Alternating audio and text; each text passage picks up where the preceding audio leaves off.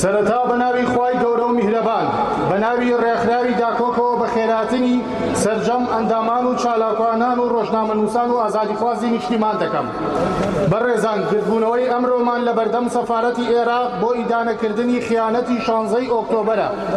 هۆکاری ئەم کارە ساتە دڵفەزێنا ڕیفراندۆمە فاشیلەکەی بارزانی بوو. وای کرد زەمینەسازی بۆ سوپای عێراق بکرێ بۆ داگیرکردنی شاری کەرکووک و ناوچە کێشە لەسەرەکان. هاوڵاتیان و ئازادی خوازان، سڵاوی خوای گەورەتان لێ بێت و بەخێر هاتن. فەرمون ئێوە وتاری فەرمی ڕێکخراوی داکۆک، مێژووی دەسەڵاتدارانی باشووری کوردستان کە هەردوو حیزبی پارتی و یەکێتی نمایندەی ئەکەن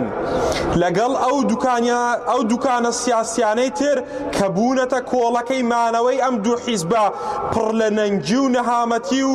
ناڕەحەتیە بۆ خاک و خەڵک و نەتەوەستەمدیدە و بێچارە دەربەدەرەکەمان.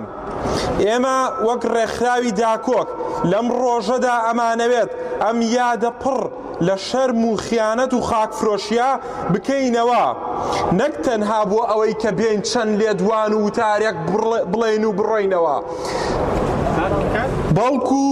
ئێمە خواستمانە لەم ڕێگە مەدەنیەوە بتوانین ئەم خیانەتە شکۆشکێنە، ئەم خیانەتە، ئەم خاک هەڕاجکردنە وەک پەڵەیەکی ڕەشی ئابروبەر بکەینە ناسنامەیەکی سەر شۆڕی بۆ نێوچەوانی ئەو دوو حیزبە خیانەتکارە، بۆ نێوچەوانی میلیشیا تیرۆریستەکانی حەشدی شەعبی.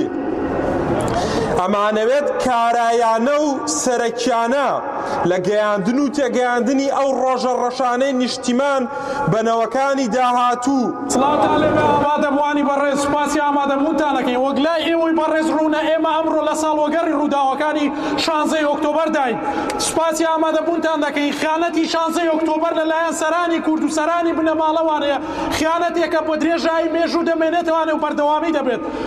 لە 16 ئۆکتۆبەردا سەرانی کورد هەستان بە فرۆشتنی خاکی کوردستان، هەستان بە دۆستایەتی کردنی دوژمنانی کورد و میلیشیاکانی حەشدی شەعبی کە ئێمە ئەمڕۆ لە بەردەم کوسڵە گەندەڵەکەی سەرانی شیعە و حەشدی شەعبی داین. هەرچی یەک بڵێن بکەین لە پای خیانەتی 16 ئۆکتۆبەر کەمە. زۆر درێژە بە قسەکانم نادەم، چەندێڕێکم ئامادە کردو لە ژێرناویشانی لەبیرتان چوو، کۆتایی بە قسەکانم دێنم. سوپاس بۆ ئامادەبوونتان. لەبیرتان چوو، دەپرسم لەبیرتان چوو ئەو کاتەی خاک و خەڵک و هەناسە و سەربەخۆیی هەمووش کۆمەندی خرایە بەردەستی میلیشیاکانی حەشدی شەعبی. لەبیرتان چوو گریانی دایکان ئاوار و ناڵەناڵی ئەو پێشمەرگانەی لە کەرکووک بازەر و دەبابە بە سەرجەستەیاندا ڕۆشتن. لەبیرتان چوو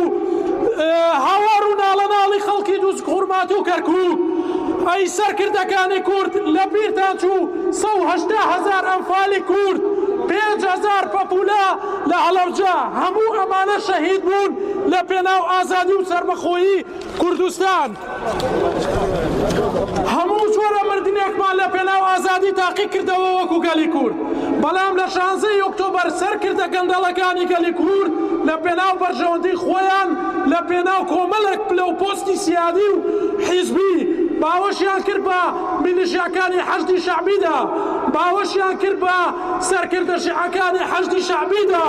باوەشتان کرد بەو هێزانەی میلیشیا کە هەر ڕۆژە تینوێتیان لە کەرکووک و لە دووسک خوڕمات و بە خوێنێکی تازەی لاوەکانی کورد دەشکێنێت. سەرەتا سڵاو و بەخێراتنی ئامادەبووانەکەم. 16 ئۆکتۆبەر و خیانەتی پینە نەکرا. من وەکو کەرکووکیەکی خاکفرۆشرا و ڕۆژی 16 ئۆکتۆبەر ڕۆژێکی شوم و خەماویە بۆ هەموو کورد خاکپارێز و نیشتیمان پەروەری نییە لە سەرانسەری دنیا ڕۆژی 16 ئۆکتۆبەر 2017 بیر بچێتەوە، چونکە ڕووداوێکە جیالەوەی ڕەهەندێکی ناوخۆی و هەبێت ڕەهەندێکی جیانیشی هەبوو. ڕووداوەکە بەدروستی داگیرکردنی کەرکووک و ناوچەکانی بوو لەلایەن هێزە عێراقیەکانەوە بەڕێکەوتنی نهێنی ژێربەژێری نێوانی یەکێتی و پارتی کە بوون هۆی لە دەستدانی 150 خاکی کوردستان. هەتا ئەم ڕۆژە و دوو حزبە یەکتری خەتابار دەکەن بە فرۆشتنی کەرکووک و لە کاتێکدا هەردوو حزب بەرپرسیارن لە فرۆشتنی ئەم خاکە. وایان لە تاک بە تاکی ئەم هەرێمە کرد ڕۆژ ئەو ڕۆژە شومیان بیر نەچێتەوە هەردەم وەک پەڵەیەکی ڕەش سەرشۆڕانە بە نێچەوانی ئەم دوو بنەماڵ شان و سەری ڕەش داهاتان کرد بە دوو بەش دوو بنەماڵەی ناپاکن خوێن مژن وەک زوحاکن میلەتتان کرد دەربەدەر خۆتان بوون بە ملیۆنەر بۆ کام خەڵاتان بەرزە دەبین بەبوو مەلەرزە بۆ کوێی دەبەن خاک بەسەر ڕۆژێک دەتکەی دەربەدەر بۆ کوێی دەبەن خاک بەسەر ڕۆژێک دەکرێن دەربەدەر سەرەتا بەناوی خۆی گەورە و مێهرەبان من وەکو چالاکوانی کورد و ئەندامە ڕێکخراوی داکۆ ئەمڕۆ بەشدارم لەم کردبوونەوەی بۆ شەرمەزارکردنی ساڵیادی گەورەترین خیانەتی دەساڵدارانی کورد لە نەوەمین ساڵوەگەڕی کارەسات و خیانەتی 16 ئۆکتۆبەری ساڵی 2017 و درود بۆ ڕۆحی پاکی شەیدانی کوردستان بەگشتی شەیدانی غەدرلێکراوی دەستی ڕێبەراری خەڵەفا و بێ ئاگای پارتیۆکێتی دەنێرم 16 ئۆکتۆبەر خیانەتێکی نیشتیمانی دیکەی دەسەڵاتدارانی گەلی کورد بوو کە بووە هۆی ئاوارەبوونی چەندین خێزانی کورد و بەداخەوە چەندین ڕۆڵەی کورد کوژران بەدەستی میلیشیا خوێن ڕێژەکانی حەشدی شەعبی دڕندا کە هەمیشە دەستیان سوورە بە خوێنی تاکی عێراقی و بە تایبەتیش تاکی کورد بۆیە لێرەوە داوای کۆتایی پێهێنانی دەسەڵاتی خوێن ڕێژی میلیشیای شیعەکانی عێراق دەکەین و سەرکردەکان دادگایی بکرێن و لەگەڵ سەرانی پارتی وێکێتی بۆ هەمیشە لەگەڵ سەرانیەکێتی و پارتی کە بۆ هەمیشە بۆ مەرامی پیسی خۆیان ملت دەکەنە قوربانی وەک بینیمان ئەنجامدانی ڕیفراندۆم لەلایەن پارتی و بنەماڵەی بارزانیەوە هۆکاری سەرەکی ڕووداوەکانی 16 ئۆکتۆبەر بوو 16 ئۆکتۆبەرێکێکە لە هەڵە هەرە گەورەکانی دەسەڵاتدارانی کورد بەرامبەر بە کەرکووک و خورمات و داقوق و حەویجە و ناوچەکان کە ئەنجامیاندا بۆیە ئێمە وەکو چالاکوانانی کورد لە دەرەوەی وڵات ئەم خیانەتە شەرمەزار دەکەین وەک پەڵەیەکی ڕەش بە نێوچاوانی سەرانی دەسەڵاتی کوردیوە دەبینین چونکە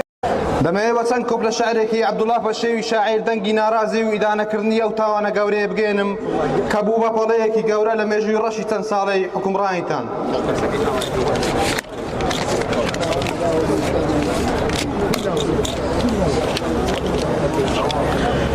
قڕمان دەکەن قورتان بەسەر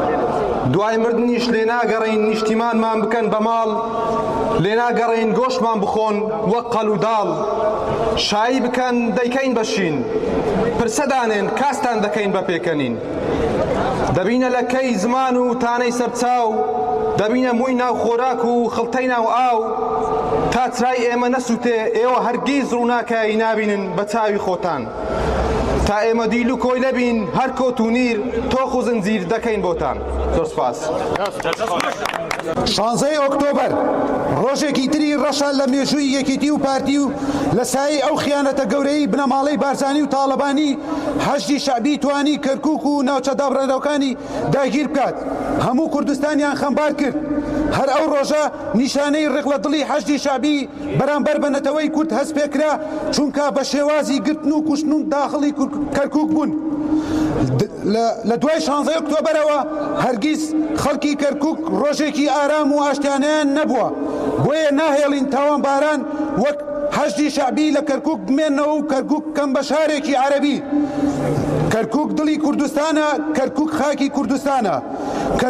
کەرکووک پایتەختی سەربەرز و دڵی کوردانە. میلەت ئازادی دەوێ تا پێی نەگا ناسرەوێ نان و قوت و بژێوی کەوتۆتە دەستی ڕێوی شێری ماڵی کوردانن ڕێوی بەغدا و تارانن میلەت ئازادی دەوێ تا پێی نەگا ناسرەوێ نان و قوت و بژێوی کەوتۆتە دەستی ڕێوی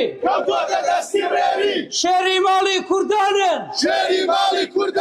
ڕێوی بەغدا و تارانن. 16 ئۆکتۆبەر لاپەڕەیەکی دیکەی ڕەشی مێژووی پارتی و یەکەتیە کە بۆ هۆی لە دەستدانی زیاتر لە نیوەی ناوچەکانی ژێر دەسەڵاتی حەزبی شکست خواردووی کوردیەکان لە هەمان کاتدا هەزاران کەسیان بەکوشدا و ماڵ و سامانی زۆرێک لە کوردەکان کەوتە ژێردەستی عەرەبە پێپەتیەکان گیانی سونە مەزهەبەکان لە ناوچە کوردیەکان لە ناوچە جێناکۆکان کەوتە مەترسی لەم کاتەدا هێزە کوردیەکان خاوەنی هێزی خۆیان بوون کە بە هێزی چەتەگەری خۆیان سەپاندبوو بەسەر خەڵک و میلەت بێگومان 16 ئۆکتۆبەر بەشێک بوو لە ئاکامی پەرتەوازەی و سەر لێ شێوا و پیلانگەری ئەم دوو حزبە شکست خواردووە دیارە ئەمەش یەکەم ڕووداوی ملشکاندنی یەکتر نییە لە مێژوی ئەم دوو حزبە 16 ئۆکتۆبەر وەکو تۆڵەیەک بوو لە سویەکی ئاب هەردوو حزب یەکتری تاوانبار دەکەن بەوەی ئەوان 16 ئۆکتۆبەریان ئەنجام داوە خوشکانە و برایانم سڵاوتان لێبێت بەداخەوە ساڵ لە دوای ساڵ دەبینین و ئەو ڕۆژانە زیاد دەکەن کە سەرکردەکانی کورد خیانەتی تیا ئەنجام دەدەن وا بڕوا ڕۆژێکمان نامێنێ کە سەرکردەکانی کورد خیانەتی تیا ئەنجام نەدەن ئەم ڕۆژێکێکە لەو ڕۆژە با بۆ مێژوو بمێنێت کە هیچ هێزێک نەیتوانی پێشمەرگە بخاتە گریانەوە سەرکردەکانی کورد ئەو کارەیان کرد بەڕێزان ئەم خیانەتە گەورەیە وای کرد حەشدی شعبی لە ناوچەکە باڵادەست بێت بۆیە ئەو هێزە مەترسین بۆ سەر کورد و تەنانەت عەرەبی سونە مەزهەب ئامادە بووان بارزانی و کوڕانی تاڵەبانی چەندین پێشمەرگەی فەقیریان دا بە کوشت نەک لەبەر ئەوەی دڵسۆزی وڵاتن بەڵکو لەبەر ئەوەی بڵێن کە ئێمە خەڵکمان دا بە کوشت و ئێمە دڵسۆزی وڵاتین بەڵکو ئەوان ئەو خیانەتەیان کرد کە وایان کرد کە ئەو دوو هێزە بێنە ناو شارەکە و بە تەواوەتی شارەکە داگیر بکەن سڵاو لە بوێری و لە ئامادەبوونتان ئەمڕۆ خیانەتێکی تری بنەماڵەی بارزانی و تاڵەبانی کۆمانی کردەوە 16 ئۆکتۆبەر دەرئەنجامی ڕێفراندۆمە شومەکەی بنەماڵەی بارزانی و ئینتیفاقی بنەماڵەی تاڵەبانی بوو لەگەڵ هێزی دڕندەی خۆشەپێنی ئاژی شعبی و گروپە تودراوەکان کە دەستیان نەدەپاراست لە شکۆ و ڕۆڵاکانی کورد و بە زەبری هێز چەک خۆیان سەپان لە ناوچە دابڕەوەکانی هەرێم و هەروەها شکاندنی شکۆینەتەوە و بیهوابوونی چەندین پێشمەرگەی خارەبانی کورد و لە خیانەت و خوێنیان کرا بۆیە ئەم دوو بنەماڵە دوو حیزبە لە نامەزراندنیانەوە تاوەکو ئەمڕۆ بەردەوامیان هەیە لە دزینی سامانی نیشتیمانی و برسیکردنی تاکی کورد دەست بە سەرداگردنی ژێرخانی و سەرخانی ئابووری بۆ بەرژەوەندی حیزبی و بنەماڵەکانیان خیانەتی 16 ئۆکتۆبەر خیانەتی گەورەی دەستی یەکێتی و پارتی کە 150 خاکی کەرکووکیان فرۆشت ئەو خیانەتە گەورە لەبیر ناچێتەوە حەشی شعبی میلیشیا گەورەترین مەترسی بۆ ئازادی دیمۆکراسی لە عێراق و کوردستان گەورەترین مەترسیە ئەم میلیشیانە بەرای پاراستنی وڵات تاوانی نەتەوەی کوشتن چاری سیاسی دەکات بە پشتگیری وڵاتی دەرەوە وەک ئێران حەشی شعبی کەرکووک داگیری کردووە هەوڵ دەدات دەسەڵاتی ئەمنی هەرێمی کوردستان لە ناو بەرێت ئێمە وەک نیشتیمان پەروەر ئازادی خوازان ڕێگا نادەین ئەم تیرۆریستانە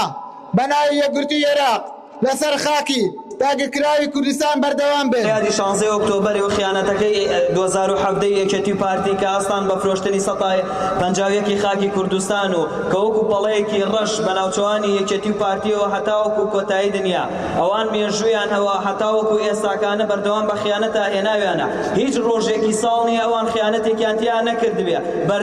بەردەوامن لە خیانەتکردن و فرۆشتن و کوشتنی و خوێنڕشتنی ڕۆڵەکانی نیشتیمان ئاوارەکردن و دەربەدەرکردنیان لە هیچ شوێنێکی ئەم دنیاە هیچ شوێنێکیان پێڕەوا نابینن بۆ حەسانەوە و هێشتنەوەی ڕۆڵەکان ئەوان تاکە ئامانجیان ئەوەیە دەرکردنی گەنجان لە وڵات و دەربەدەرکردنیان بۆ شۆنانێکە هەرگیزەوان دەستیان پێیان نەگات و ئەمان دەنگ و دەستیان نەگان بەوان بەڵام لێرەوە هەتا وەکو کۆتایی دنیا هەتا دوا هەناسەمان وەکو ئەندامانی داکۆک پێیان ئەڵێن تا خوێن لە جەستەمان نابێت دشتانین دزن درۆزنن فێڵبازن ئێوە کەسانی ساختە چین گاندەڵن دزن زۆر سپاس بۆ وتان بەڕێکەوتنێکی ژێربەژێری هەردوو بنەماڵەی تاڵەبانی و بارزانی 150 خاکی کوردستانیان تەسلیمی حەشدی شعبی میلیشیا میلیشیا کرد حەشدی شەعبی میلیشیا گەورەترین مەترسین بۆ سەر ئازادی و دیموکراسی لە عێراق بە تایبەتی لە کەرکووک و دیالۆ و مووسڵ و خانەقین و شەنگال و چەندین تاوانی مرۆیان کردووە لە ڕێگەی فشاری سیاسی و تەهدید و هەوڵیانداوە کورد و ئازادی خوازان لەناو ببەن ناتوانرێ عێراق لە وڵاتێکەوە عێراق ناتوانێت دیموکراسی دروست بکرێت تا ئەو میلیشیا و گروپانە لە عێراقا بن وە کەرکووک پێویستە ئازاد بێت و دوور بێت لە میلیشیا و حیزبی و قانونی دوور بێت لە میلیشیا و حیزبی قانونشکێن و ئەو کەسە داگیرکەر و تیرۆرستانە و ئەم ێزانە لە یاسا دەرچوون و تەنها کاریان تند و تیژی و کوشتن و ئیدانەکردن و تعریبکردنی کوردە لەسەر زەوی و زاری باو باپیرانمان و نیشتەجێکردنی پێکاتەکانی وەکو عەرەب و تورکمانە. سڵاوتان لەبێت هاوڕێیان لەم مایکە پیرۆزەی داکۆکەوە دەمەوێت دەست لەسەر برینێکی قوڵی نیشتیمان دابنێم کە ئەویش خیانەتی 16 ئۆکتۆبەرە. 16 ئۆکتۆبەر لاپەڕەیەکی ڕەش و پڕ لە ژانە لە مێژووی گەلی کووردە ڕۆژێک بوو کە برینێکی قوڵی لە دەستەی نیشتیمانە و دڵی هەر کوردێکی نیشتیمان پەروەردا دروست کرد. لەم ڕۆژەدا کەرکووکی قودسی کوردستان و ناوچە دابڕاوەکان بە پلانگەڕی ناوخۆیی و دەستی دەرەکی کەوتنە ژێر دەستی دوژمنان کە بە هاوکاری باڵێکی ئەو کاتی یەکێتی نیشتیمانی کوردستان و پارتیش هۆکارە بۆ ئەوەی کە هێزەکانی لە ناوچەکانی کوردستان کشاندەوە. ئەم ڕووداوە وەک خیانەتێکی گەورە و نسکۆیەکی دیکە لەسەر گەلی کورد سیر دەکرێت کە تێیدا یەک ڕێزی و یەکدەنگی کورد کرایە قوربانی بەرژەوەندی ئەتەسکەکان فرمێسکەکانی پێشمەرگە و هاوڵاتیانی کەرکووک. ئێمە ئەمڕۆ لە بەردەم سەفارەتی عێراق لە لەندەن گرتبووینەوە بۆ ئیدانەکردن و خیانەتی 16 ئۆکتۆبەری ساڵی 2007 کە هەر ساڵ لەمەوبەر سەرانی یەکێتی پارتی کە ڕێکەوتنی ژێربەژێر نیوەی زیاتر لە خاکی کوردستانیان ڕادەستی هەشتی شەعبی هێزەکانی عێراق کرد. بۆیە بەداخەوە ئێمە هەمیشە لەم کارە ساتانەدا ڕۆڵەکانی کورد خوێنێکی زۆریان ڕشتووە و ڤرینار بوون و ئەمەش بۆ مانەوەی بەرژەوەندی تایبەتی خۆیان بۆ مانەوەیان لە دەسەڵات کە لایەن گرنگ نییە خاکی کوردستان بە هەشتی شەعبی و تورکیا و ئێران ڕادەستکەن. زۆر سپاس.